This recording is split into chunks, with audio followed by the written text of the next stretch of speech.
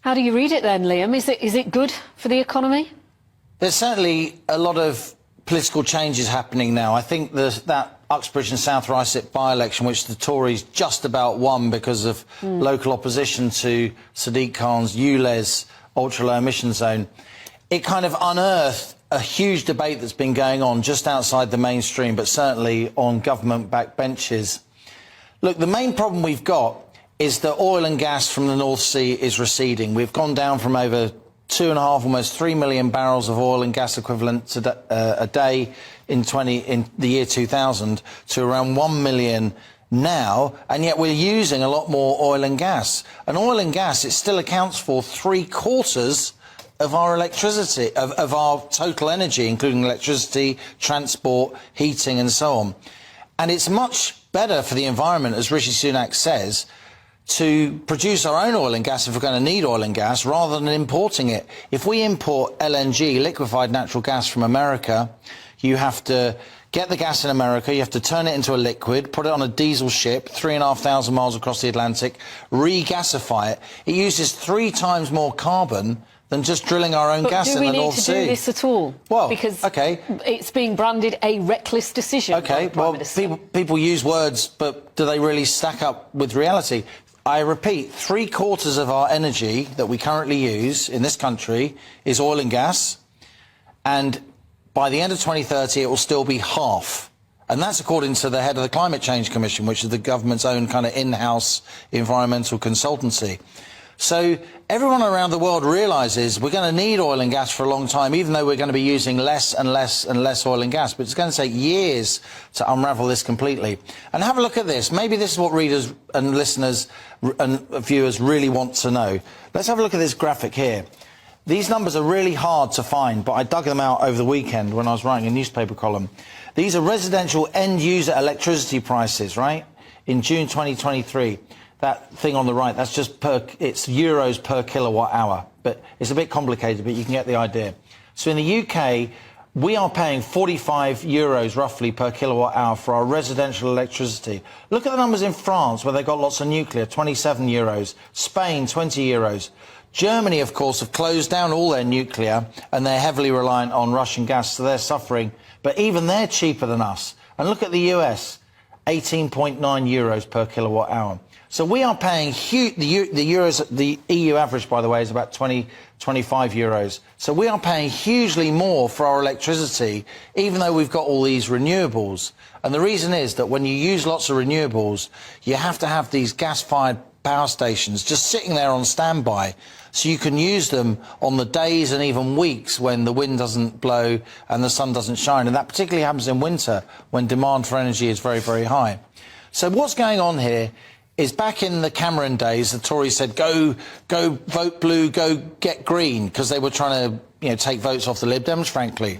Now the Tories' real election battle is in the Red Wall, and they're going up against Labour voters. And a lot of Labour voters, traditional Labour voters, they really don't like this net zero stuff at all, because they feel they're the poorer, more vulnerable households that are going to have to pay.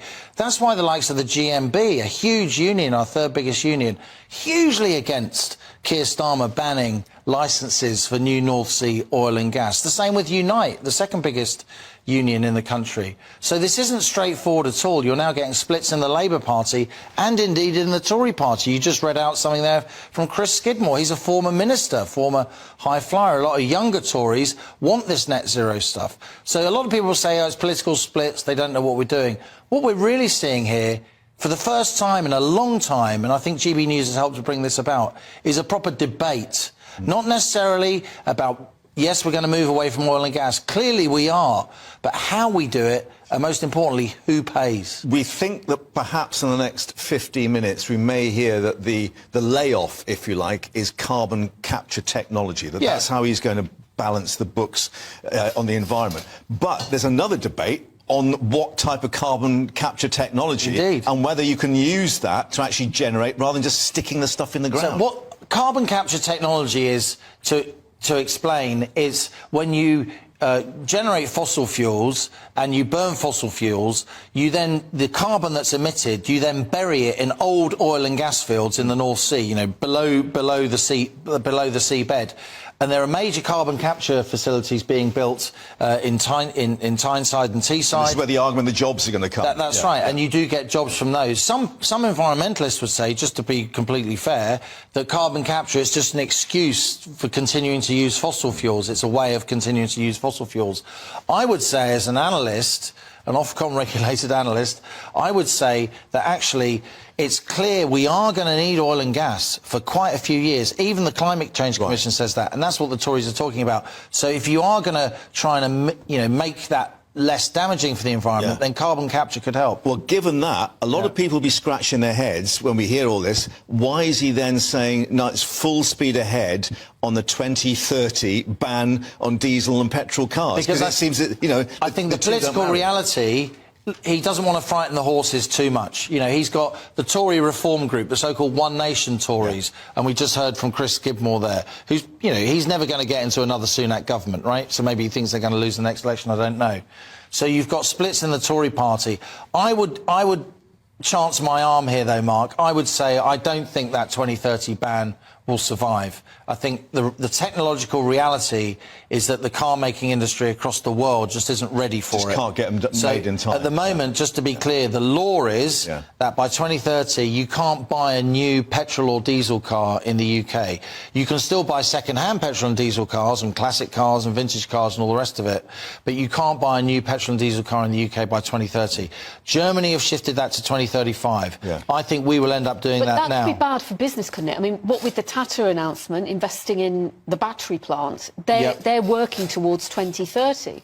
We're suddenly backtracking. They're working for 2030 in order to get them to invest in that plant. Having failed to get anyone to invest in any of these gigafactories for years, we've had to bung them £500 million. So what's worse for business? Not building a gigafactory or closing down the main way that we transport stuff around the country? There are many trade-offs here. And again, what viewers and listeners can hear and see right now, suddenly we've got a debate. Suddenly people like me are allowed to say, oh, you know what, there might be a problem if we do this, without being cancelled as some kind of, mad anti-environmental lunatic. I'm not at all. I want us to move away from oil and gas. I just understand how difficult it's going to be. So don't frighten the horses, or maybe just buy a horse. Either one. Buy a horse. Yeah, indeed. Thank you very much for that.